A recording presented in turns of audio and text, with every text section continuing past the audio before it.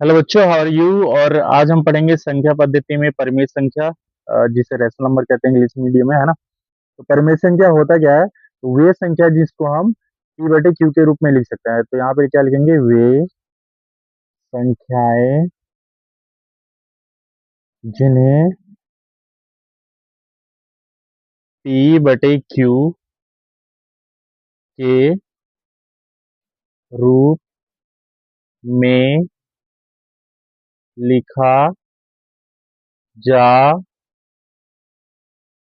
सकता है, उसे परिमेय संख्या कहते हैं। ठीक है। जहाँ पे ये जो क्यू है हमारा, ये जीरो नहीं होना चाहिए। जीरो होते ही ये इन्फिनिटी हो जाएगा। तो यहाँ पे लिखेंगे जहाँ पे क्यू हमारा zero not equal to zero लिखेंगे, इसे परिमेय संख्या कहते हैं। अच्छा, फॉर एग्जाम्पल अगर हम देखें तो जैसे 2/5 है, तो ये 2 हमारा पी जैसा बिहेव करेगा और 5 क्यू जैसा। तो ये हमारा परिमेय संख्या है। मैंने यहाँ पे जीरो लिखा, क्या जीरो परिमेय संख्या है? यस, जीरो भी परिमेय संख्या है। क्यों? क्योंकि इसके नीचे वन छुपा हुआ होता है। ठीक है। जो आप काउंटिंग लिखते हैं ना, ऐसे 1 2 3, इन सबके नीचे वन होता है, और ये मल्टीप्लाई में भी वन होता है ऐसे। और जैसे 4 है तो इसके नीचे भी वन होता है, जरूरत पड़ने पे हम यूज करते हैं। ठीक है। तो ये भी परिमेय संख्या है, बिकॉज जो जीरो है एक्ट लाइक ए, और जीरो जो है हमारा पी जैसा बिहेव कर रहा है, और जो वन है ये क्यू जैसा बिहेव कर रहा है। तो ये हमारा परिमेय संख्या है। तो ऐसे बहुत सारे डिजिट हो सकता है, जैसे 1/7 है, या फिर मैं 8 ले लूँ, 8 सिंपल 8 लूँ, तो ये भी परिमेय संख्या है। क्यों? क्योंकि इसके नीचे भी वन छुपा हुआ है। ठीक है। तो ये हमारा परिमेय संख्या था।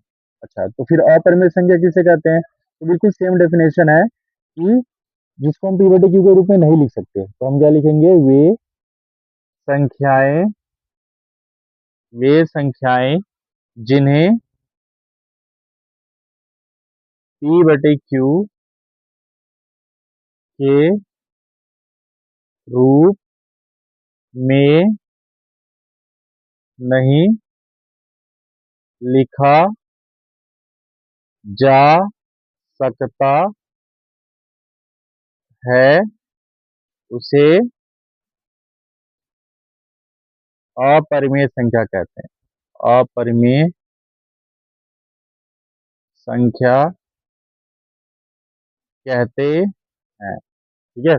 जैसे मैंने बोला कि यहाँ पे √2 है, तो √2 क्या है? एक अपरिमेय संख्या है। √3 ये भी अपरिमेय संख्या है। √5 ये भी अपरिमेय संख्या है। तो जितने हमारे जो 2 है, 3 है, 5 है, 7 है ना, √11 है, तो जितने ये अभाज्य संख्याएं हैं वो सारे के सारे हमारे अपरिमेय संख्या होती है। जो अब प्राइम नंबर होते हैं ना, अभाज्य संख्याएं, अब अगले वीडियो में पढ़ेंगे हम इसके बारे में। तो ये अपरिमेय संख्या है। खुद जो ऐसे ऐसे रूट के अंदर ऐसे डिजिट होंगे, या तो वन से डिवाइड होगा या फिर खुद से स्क्वायर से डिवाइड हो नहीं होंगे। ठीक है। तो सारे के सारे क्या है? अपरिमेय संख्या है। अच्छा, एक पाई, पाई क्या अपरिमेय संख्या है? यस, पाई अपरिमेय संख्या है। हमें पता है पाई की वैल्यू होता है 22/7। तो ये तो यूज किया जाता है, लेकिन जनरली पाई की वैल्यू है जो, इसको कैलकुलेट अभी तक कोई कर नहीं पाया। रिसर्च अभी भी हो ही रहा है इस पे। जैसे 3.14159 समथिंग अप टू इन्फिनिटी तक इसकी वैल्यू जाता है। तो अभी इसका फिक्स वैल्यू नहीं निकाला गया है, इसीलिए ये जो पाई हमारा, ये भी अपरिमेय संख्या के अंदर आता है। ठीक है। अच्छा, तो ऐसे ऐसे बहुत सारे डिजिट हो सकता है, जैसे 1.248 डॉट डॉट डॉट लगा दे यहाँ पे। ठीक है। ये 3 डॉट होगा, तो ये भी हमारा क्या होगा? अपरिमित संख्या होगा। क्यों? क्योंकि ये भी अनंत तक जाएगा। जो संख्या अनंत तक जाएंगी, जिसके बारे में हमें पता ही नहीं है कि कहाँ पे इसका एंडिंग हो रहा है, तो वो सारी की सारी संख्याएं क्या होंगी? इरेशनल नंबर होंगी, अपरिमित संख्याएं होंगी। ठीक है। अच्छा, अगला है, तो अगला इसमें हमारा सम संख्या किसे कहते हैं? Even number. तो वे संख्याएं जो दो से पूरी पूरी विभाजित हो जाती हैं, उसको हम सम संख्या कहते हैं ना। आपने पढ़ा होगा पहले भी शायद। तो संख्याएं वे संख्याएं जो दो से दो से विभाजित होती हैं, उसे सम संख्या कहते हैं, ठीक है। जैसे हमारा एग्जाम्पल 2 है, 4 है, 6 है, 8 है, 10 है, 12 है एंड अप टू इन्फिनिटी, ये भी उस टू डायरेक्शन में ये सारी संख्याएं कहीं ना कहीं 2 से भाग होंगी।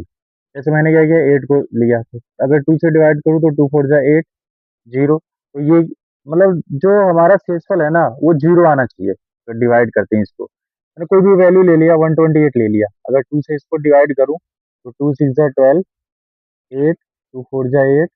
तो यहाँ मैंने क्या देखा कि ये भी पूरी तरीके से डिवाइड हो रहा है, ठीक है। 2 से मतलब रिमाइंडर हमारा जो शेषफल है 0 है, इसीलिए 128 भी हमारा सम संख्या है एक तरह से कह सकते हैं, ठीक है। तो ये संख्या जो 2 से पूरी तरह से विभाजित हो जाए उसे सम संख्या कहते हैं, इवन नंबर्स कहते हैं।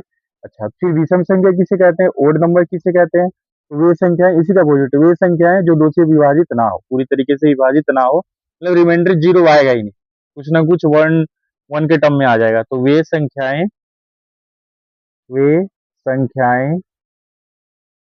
जो 2 से विभाजित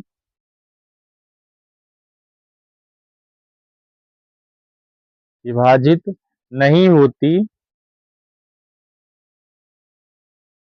हैं, उसे विषम संख्या